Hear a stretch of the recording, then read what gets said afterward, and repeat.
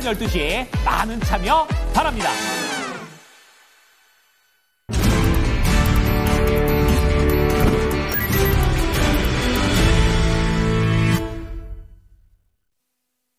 쓰리포인트입니다. 이 시간 토마토 투자클럽의 김영일 전문가 전화로 만나보도록 하겠습니다.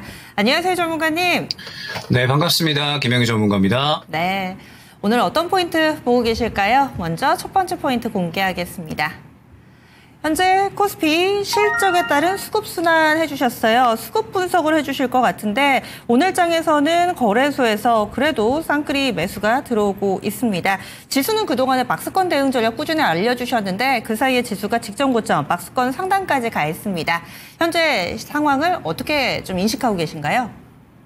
네, 박스권이기 때문에 현재 수급순환이 나오고 있다. 이렇게 일단은 해석을 해주시고 이해를 해주시면 될 것 같습니다.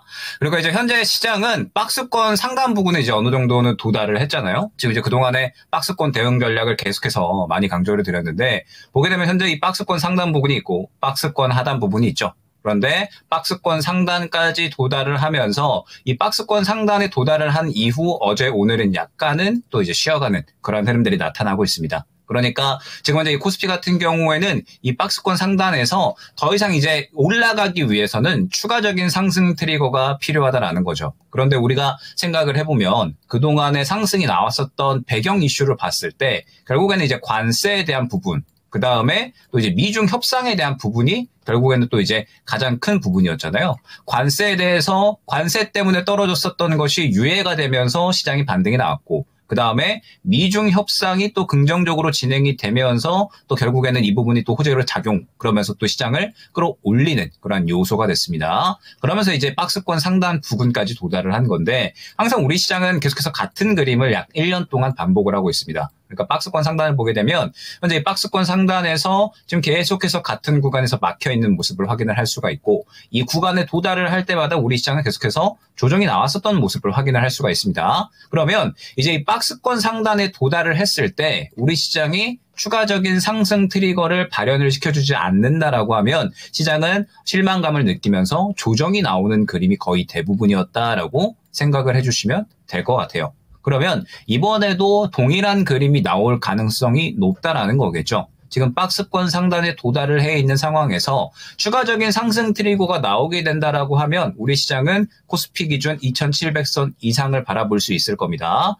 그리고 길게 봤을 때 코스피 2700선 이상은 우리 시장이 가장 좋았었던 구간이기도 합니다. 그렇기 때문에 현재 구간을 무언가 상승 트리거가 나와주면서 뚫어주려는 시도를 한다라고 한다면 그거는 정말 제대로 된 또 상승 추세가 나올 수가 있다라는 이야기가 되는 거죠. 그런데 지금 미증시 같은 경우에도 이번에 이야기가 나온 것이 지금 미증시도 이제 관세 때문에 떨어진 것을 싹 다 이제 회복을 했거든요. 싹 다 회복을 했기 때문에 이제 많이 올랐다라는 이야기가 나오고 있어요. 그래서 미증시 같은 경우도 우리 시장과 현재 거의 비슷한 그림이라고 보시면 됩니다. 이전 고가 부근을 현재 앞두고 있는 상황에서 추가적인 상승 트리거가 하나 정도는 더 나와줘야 된다. 이런 이야기가 미증시도 지금 마찬가지로 나오고 있는 상황이거든요. 그렇기 때문에 지금 시장 상황에서는 이제 어느 정도는 계속해서 리스크 관리가 쭉 진행이 되셔야 됩니다. 그러니까 이제 코스피 같은 경우에도 제가 순환매에 대해서 언급을 드린 것이 무엇이냐면 지금 오늘 같은 경우에 두산 에너빌리티, 그다음에 삼양식품 이러한 종목군들로 수급이 상당히 강력하게 들어가고 있습니다. 이 외에도 지금 한미반도체 굉장히 이제 좋은 흐름들을 보여주고 있고, 그 다음에 하나시스템, 방산, 이러한 쪽들이 굉장히 또 이제 좋은 모습들이 나타나고 있는데, 지금 상대적으로 이제 조선 같은 경우에는 아직까지는 그런 쉬어가는 그림들이 나타나고 있잖아요. 그러면서 이제 오늘의 움직임을 봤을 때 그동안의 상승이 조금 이제 잘 나왔었던 쪽 같은 경우에는 약간은 이제 쉬어가는 그런 그림들이 나오면서 수급이 이제 또 계속해서 실적이 잘 나오는 쪽으로 넘어가고 있다라는 거죠. 저번 주 같은 경우에 방산 같은 경우에도 눌리는 구간에 접근을 하셔야 된다라는 부분을 또 이제 설명을 드렸었잖아요. 지금 방산 같은 경우에도 보게 되면 1차적으로 최근에 눌림 구간이 나온 이후에 1차적으로 눌림 그리고 저점 잡고서 다시 재상승이 나오고 있는 거거든요. 하나시스템도 그렇고 그 다음에 현대 로템 같은 이러한 종목군들도 그렇고 지금 보게 되면 1차적인 눌림 이후 지지받고 반등이 나오는 그림으로 해석을 해주셔야 됩니다. 그리고 그 다음에 삼양식품, 그리고 한미반도체, SK하이닉스 등등 해가지고 지금 우리 시장의 주도 업종이라고 부를 수 있을 만한 게 조선, 그 다음에 반도체, 그리고 이제 지금 이제 뭐 원전, 뭐 그다음에 뭐 태양광 이런 쪽들로 볼 수가 있잖아요.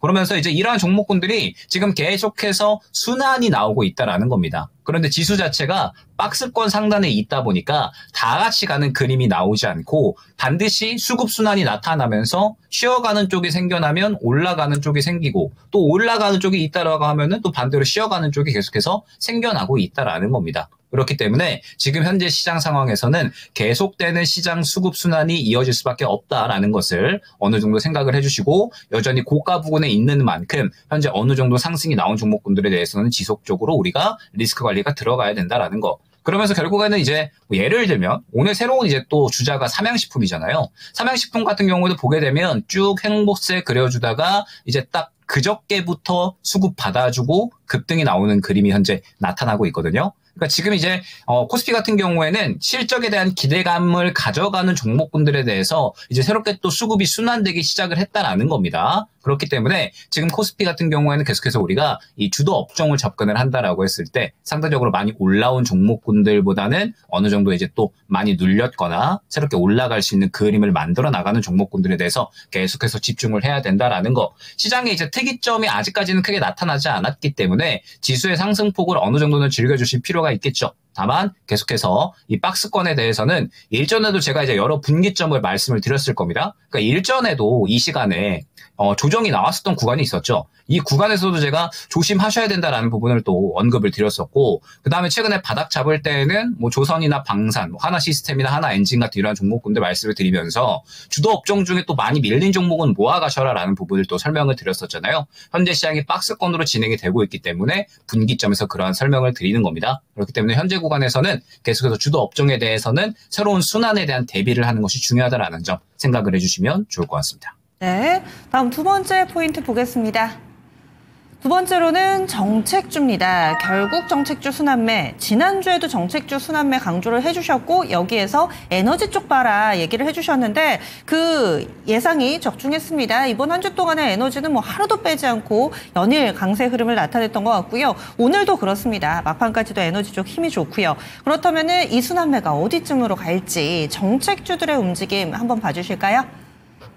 네, 일단은 지금 대선이 이번 주말 지나가면 딱 2주 정도 남잖아요. 아마 흐름이 저는 더 강해지지 않을까라고 생각을 하고 있습니다. 그러니까 지금 뭐 태양광 쪽 같은 경우에도 저번 주에 한번 설명을 드렸었지만, 어느 정도 이제 정책에 대한 흐름, 뭐 햇빛 연금에 대한 이제 이야기가 나오고, 그 다음에 지금 또 이제 친환경에 대한 또 이제 추가적인 호재들이 계속해서 나오고 있죠. 그러니까 미국 쪽에서도 지금 중국에 계속 제재가 들어가고 있고, 그러면서 국내에 지금 태양광 기업들이 또 수혜를 받을 것으로 예상이 되면서 하나솔루션이 이렇게 또 초급등이 나오는 것처럼, 그리고 이제 하나솔루션이 또 급등이 나오고 지금 이제 또 이재명 후보가 친환경 정책에 대한 이야기들을 계속해서 하다 보니까 결국에는 이제 이러한 바람들이 다른 이제 태양광 쪽이라든지 뭐 그다음에 뭐 풍력 쪽으로도 같이 이어지고 있는 상황이죠. 그러면서 상대적으로 하나솔루션 대비해서 스몰캡이라고 부를 수 있는 종목군들마저 현재 상승이 나오고 있는 것이 지금 상황이라고 생각을 해주시면 될 것 같습니다.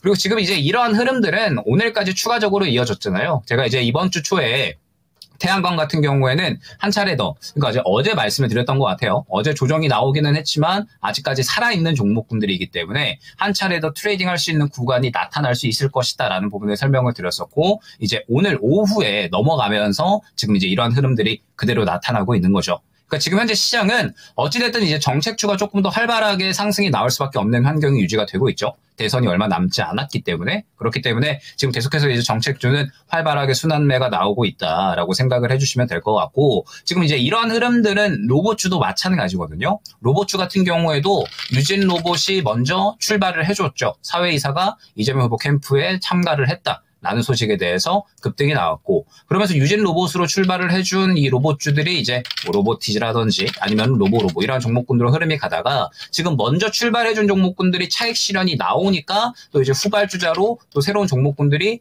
연속해서 출발을 해주고 있죠. 그 로봇주들은 아마 다음 주도 더 갈 수 있을 것이다라고 생각이 되는 게, 예를 들면 이제 오늘 에브리봇 같은 이런 종목군들의 움직임이죠. 그러니까 지금 에브리봇 같은 경우에 보게 되면 오늘 상당히 초급등이 나왔습니다. 그런데 오늘의 움직임을 봤을 때 이게 끝이냐라고 하면은 끝이 날 것 같지가 않다라는 거죠. 오늘의 움직임, 그리고 이전까지의 수급을 담아놓은 움직임을 봤을 때, 지금 에브리봇은 추가적인 급등에 대한 구간을 또 만들어 나갈 수가 있겠다라는 기대감이 지금 어느 정도는 쌓여져 있다라고 보시면 될 것 같습니다. 지금 로봇주 같은 경우에는 이대로 끝나는 게 아니라 대장주는 지금 차익 실현이 먼저 나왔지만 후발 대장으로서 모양을 만들어 나가는 종목군들이 계속해서 생겨나고 있는 섹터라고 우리가 해석을 할 수가 있을 것 같고, 태양광 같은 경우에는 대장제가 지금 계속해서 활발하니까 지금 후발주들도 같이 끌고 가버리는 이러한 그림들이 나타난다라는 거죠. 즉 지금 정책주 같은 경우에 힘이 상당히 센 종목군들 같은 경우에는 후발주들도 다 같이 끌고 가버리는 이러한 그림들이 나타나고, 아마 다음 주에도 이러한 종목군들은 더 갈 수가 있는 그림이 현재 어느 정도 또 나타나지 않을까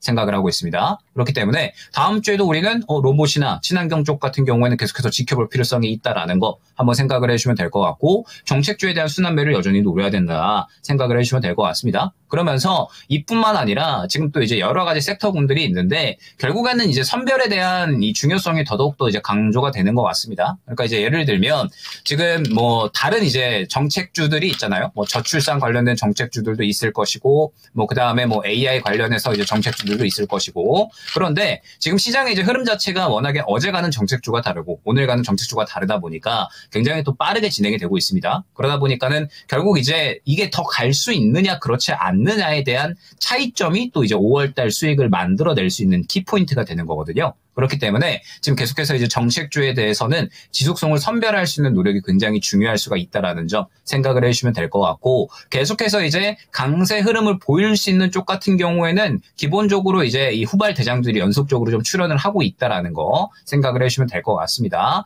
지금 이제 쉬어가는 정책주들도 연속적으로 나오고 있는 상황이라 아마 이제 이러한 선별이 조금 이제 어려우실 수가 있는데, 결국에는 또 이제 5월 달은 아무래도 대선 이벤트가 계속해서 있는 쪽이고 다음 주부터는 이제 2주 안쪽으로 남겨놓기 때문에 조금 더 이러한 흐름이 강해질 수가 있거든요. 그렇기 때문에 계속해서 이 지속성에 대한 선별 필요성이 강조가 될 수 있는 시장이다라는 점 생각을 해주시면 될 것 같습니다. 네, 정책주 더 파급력이 강해질 것이다. 다음 주도 이쪽은 계속 봐야 되겠습니다.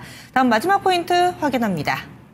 마지막으로는요, 오늘 5월 16일 이제 하반월로 접어들었습니다. 남은 5월 순환매에 집중을 해야 되는지, 코스피, 코스닥 위치에 따른 전략적 매매, 이건 설명을 좀 들어봐야 될 것 같아요. 앞서서도 뭐 수급이라든지 박스권 그리고 정책 순환매 이렇게 짚어주셨는데 마지막 포인트 어떤 내용일까요?